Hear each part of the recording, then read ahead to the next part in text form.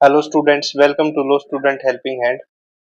जैसे आप सबको पता ही है कि आईपीएस में लो ऑफिसर की वैकेंसी निकली हुई है और ये जो लो ऑफिसर की वैकेंसी है ये आपकी स्पेशल ऑफिसर होते हैं बैंकिंग इंस्टीट्यूट्स में। तो आज हम देखते हैं कि आपको कैसे आईबीपीएस एसओ लो ऑफिसर का फॉर्म ऑनलाइन अप्लाई करना है। तो आप स्टेप बाय स्टेप देखिए कि आपको कैसे अप्लाई करना है कि आपकी कोई मिस्टेक ना हो और आपका फॉर्म रिजेक्ट ना हो। तो अब मैंने इसकी एलिजिबिलिटी से रिलेटेड एक सेपरेट वीडियो बना रखी है, आप वो वीडियो देख के और इसका ऑफिशियल एडवर्टाइजमेंट रीड करके अपना फॉर्म फिल करें। तो सबसे पहले आपको आईबीपीएस की ऑफिशियल वेबसाइट पे आना है। जब इसके बाद आप नीचे आओगे तो यहाँ पे आपको दिखाई दे रहा होगा सीआरपी स्पेशल ऑफिसर्स, इस पे क्लिक करना आपको। इसके बाद आपका ये पेज ओपन होगा, इस पे आपको सीआरपी स्पेशलिस्ट ऑफिसर 16 दिखाई दे रहा होगा, इस पे क्लिक करना है। इस पे क्लिक करने के बाद आपका जो नया पेज है वो ओपन होगा। यहाँ पे आपको दिख रहा होगा ये जो apply online for the common recruitment process under CRP SPL 16, तो यहाँ पे आपको अप्लाई करना है। क्लिक करने के बाद आपको ऐसा कुछ इंटरफेस दिखाई देगा। आपका जो रजिस्ट्रेशन है वो 1 जुलाई से शुरू हो गए हैं और 21 जुलाई आपकी लास्ट डेट है और आपकी जो फीस पेमेंट करने की डेट है वो 21 जुलाई है। तो आपको यहाँ पे ऐसा इंटरफेस दिखाई देगा। जो बच्चे नए हैं जिन्होंने पहले लॉग इन नहीं किया है, रजिस्टर नहीं किया है, तो यहाँ पे click here for new registration पे क्लिक करें। इसके बाद आपको ऐसा कुछ इंटरफेस दिखाई देगा।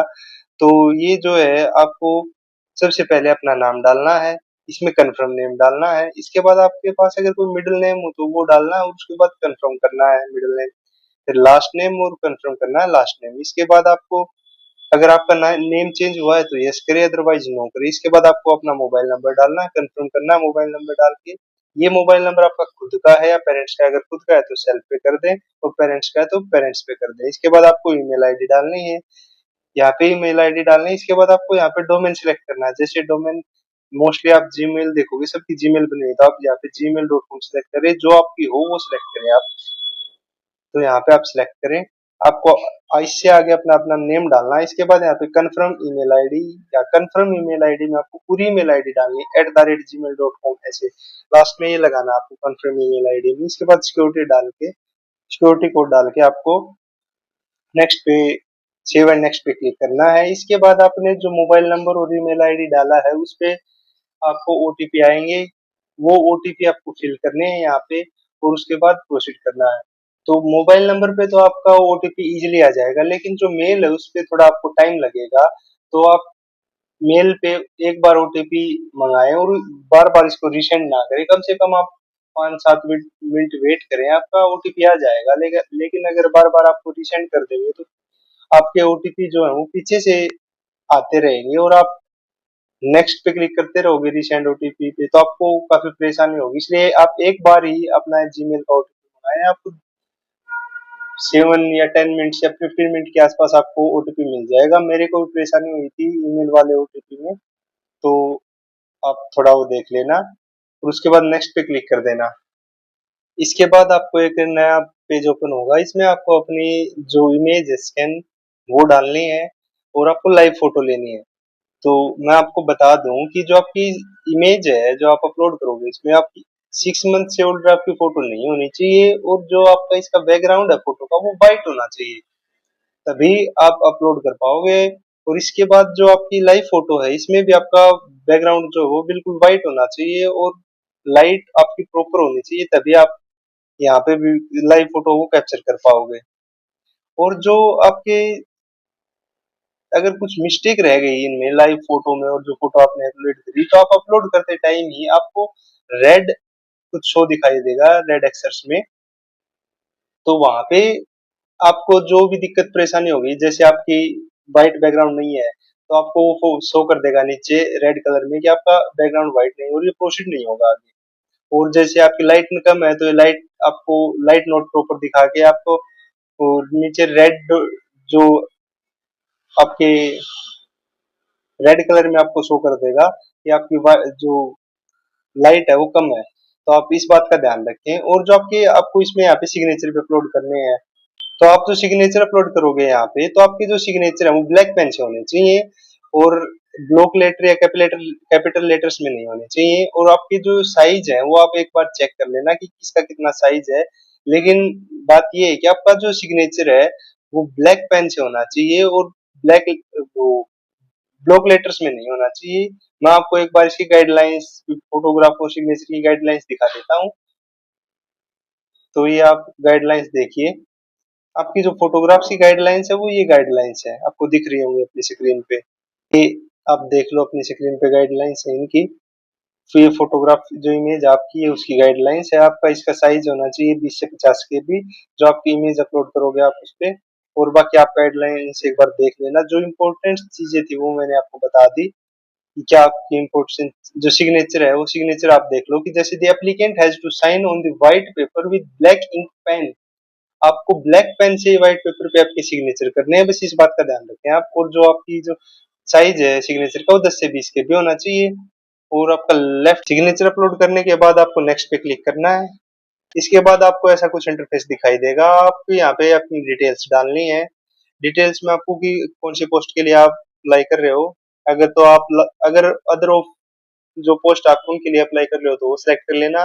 तो हम लो ऑफिसर के लिए अप्लाई कर रहे हैं तो आपको यहाँ पे लो ऑफिसर सिलेक्ट करना है। स्केल 1 पोस्ट कोड इसका 4 अपने आप उठा लेगा। फिर आपको अपनी कैटेगरी डालनी है, जर्नल है क्या है तो आप यहाँ पे कैटेगरी डालोगे जर्नल तो अपने आप सिलेक्ट हो जाएगी और आपको कोई अपलोड करने की जरूरत नहीं पड़ेगी। अगर आपके पास डिसेबिलिटी हो तो यस, अदरवाइज नो कर दें यहाँ पे।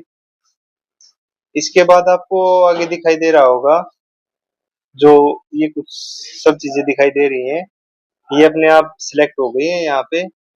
आपने जैसे डिसेबिलिटी नो सिलेक्ट किया फिर यहाँ पे ये आ रही है पर्सन विद स्पेसिफिक डिसेबिलिटी। यहाँ पे आप यस हो तो यस, अदरवाइज नो कर दें और सब सारे फिर अपने आप नो हो जाएंगे। यहाँ पे do you belong the religious minority community, अगर आप बिलोंग करते हो तो यस करें अदरवाइज नो कर दें। रिलीजन आपको सिलेक्ट करना है यहाँ पे क्या है आपका। तो मेरा हिंदुइज्म, तो मैं हिंदुइज्म सिलेक्ट कर लेता हूँ। जो आपका हो वो आप सिलेक्ट कर लें।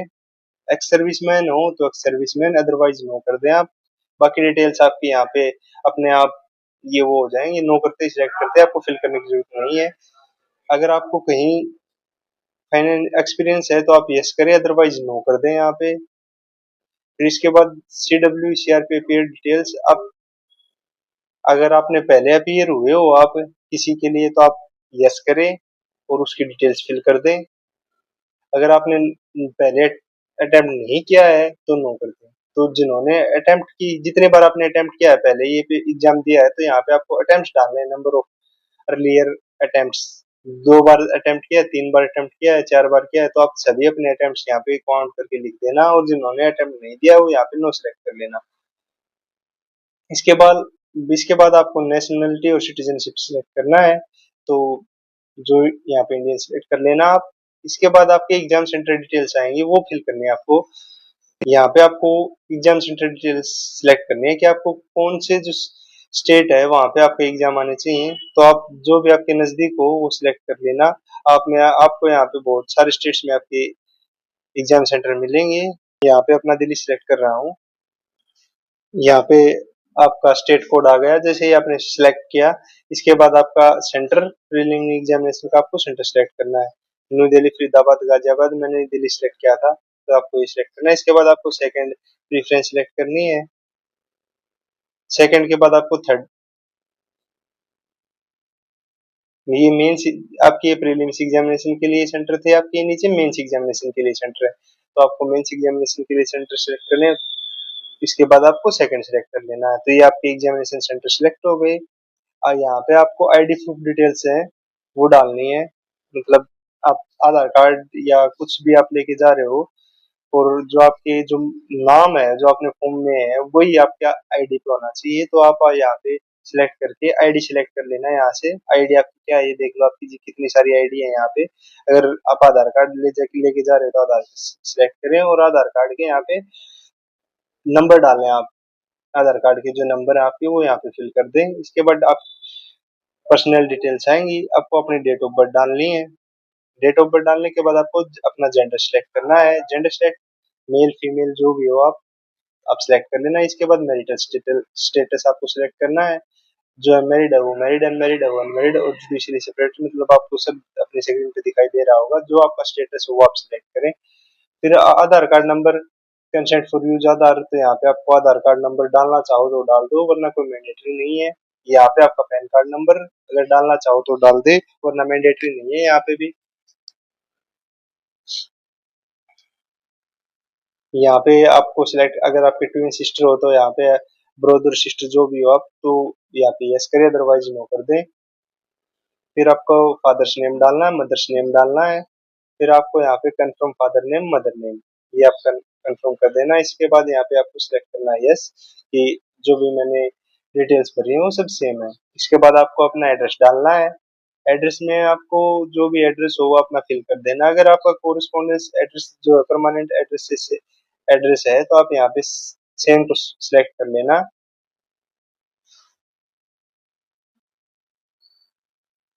इसके बाद आपको एप्लीकेशन फी आपकी 850 रुपए यहाँ पे इन्होंने बता दिया है। जनरल के बच्चों के लिए 850 रुपए एप्लीकेशन फीस है। आपको ये सब चीजें फिल करने के बाद सेव एंड नेक्स्ट पे क्लिक कर देना है। इसके बाद आपकी एजुकेशन क्वालिफिकेशन आपको फिल करनी है। Are you graduate. इसके बाद आपको यहाँ पे, अगर आप ग्रेजुएट हो तो सिलेक्ट कर दें। यहाँ पे आपको अपनी जो 10th है उसके जो डिटेल्स है वो निकली। यहाँ पे आपका यूनिवर्सिटी और इंस्टीट्यूट का नेम, यहाँ पे आपको जो आपका डेट है वो किस दिन आपने, जो आपकी डीएमसी पे डेट हो वो आप यहाँ पे फिल कर देना। परसेंटेज, कितने परसेंटेज है आपको। फिर आपको ग्रेजुएशन का फिल करना है कि आपने कहाँ, आपका इंस्टीट्यूट कौन सा था। इसके बाद आपको सिलेक्ट ड्यूरेशन, जो आपको ग्रेजुएशन डिग्री आपको सिलेक्ट करनी है कि आपके पास कौन थी। जो लो वाले बच्चे हैं उनको यहाँ पे एलएलबी का ही ऑप्शन आ गया तो उनको यहाँ पे एलएलबी सिलेक्ट करना है। आपको अपने जो ग्रेजुएशन है उसका ड्यूरेशन लिखना है कोर्स का। आपने 3 ईयर एलएलबी की या 5 ईयर एलएलबी की, तो आपको यहाँ पे वो सिलेक्ट करना है। जो आपकी select graduation date of passing, जिस दिन आपने पास की जो आपकी डिग्री, जो डीएमसी है उस पे आपकी जो डेट हो वो आपको यहाँ से सिलेक्ट कर लेना। फिर आपको आप यहाँ पे पर आपकी मार्क्स सिलेक्ट करें, परसेंटेज। फिर आपने पोस्ट ग्रेजुएशन किए तो वो सिलेक्ट करें, और अपने अदर्स को क्वालिफिकेशन है तो वो सिलेक्ट कर लें। इसके बाद working knowledge in the computer system certificate, diploma degree आपकी ये पास होते हैं, यहाँ पे ये सिलेक्ट कर दें आप। इसके बाद studied computer in school college institute से, आपने अगर कंप्यूटर स्टडी किया है तो आप यहाँ पे यस कर दें। फिर इसके बाद आपने जो है, अगर आप इनरोलमेंट हैं एज एन एडवोकेट तो आपको वो सिलेक्ट करना है बार में। तो ये आपकी मैंडेटरी क्वालिफिकेशन, आपको ये यस ही करना पड़ेगा यहाँ। फिर आपको अपना रजिस्ट्रेशन नंबर लिखना है यहाँ पे। फिर date of enrolment with bar council, जिस दिन आप बार काउंसिल से इनरोल हुए हो आपको वो डेट लिखनी है यहाँ पे। फिर आपके पास जो एक्सपीरियंस हो आपको एक्सपीरियंस यहाँ पे डालना है। एक्सपीरियंस डालने के बाद आपको जो यहाँ पे नो कर देना है, क्योंकि ये कन्विक्शन से रिलेटेड है। इसके बाद आपको लैंग्वेज सिलेक्ट करनी है कि आप कौन सी लैंग्वेज जानते हो। यहाँ पे एक लैंग्वेज सिलेक्ट कर ली। यहाँ पे आपको दूसरी लैंग्वेज सिलेक्ट करनी है।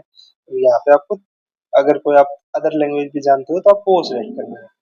तो यहाँ पे रीड कर देना, आप राइट कर देना और स्पीक कर देना जो आप जानते हो। ऐसे ही इसमें जो आप जानते हो इसमें सिलेक्ट कर देना। इसके बाद आपको सेव एंड नेक्स्ट पे क्लिक करना है। वो आपको सबमिट करने के बाद आपको कुछ ऐसा इंटरफेस दिखाई देगा। आपको यहाँ पे अपना जो प्रेफरेंसेस है बैंक्स की वो सिलेक्ट करनी है, आपको कौन से बैंक में आपको प्रेफरेंस चाहिए। जो आपको प्रेफरेंस चाहिए वो आप सिलेक्ट कर लें यहाँ से। आपको इतने सारे बैंक आपको दिखाई दे रहे होंगे, bank of India, bank of Maharashtra, Canara, central bank, जो आपको अच्छा लगे, जो जहाँ आपको जो चाहिए आप वो बैंक सिलेक्ट करें। जो आपके नजदीक में जिसकी सबसे ज्यादा ब्रांचेज हो वो सिलेक्ट करें, क्योंकि इससे आपको जो नजदीक आने का जो आपके चांसेस होते हैं वो थोड़े हाई हो जाते हैं। आपके घर के पास में आप जॉब करोगे अपने, तो आपके जो सबसे नजदीक, जैसे जो आपका बैंक नजदीक में सबसे ज्यादा हो वो बैंक आप सिलेक्ट कर लें। फिर इसके बाद आपको वैलिडिटी और डिटेल सिलेक्ट कर ले, और इसके बाद सेव एंड नेक्स्ट कर दे।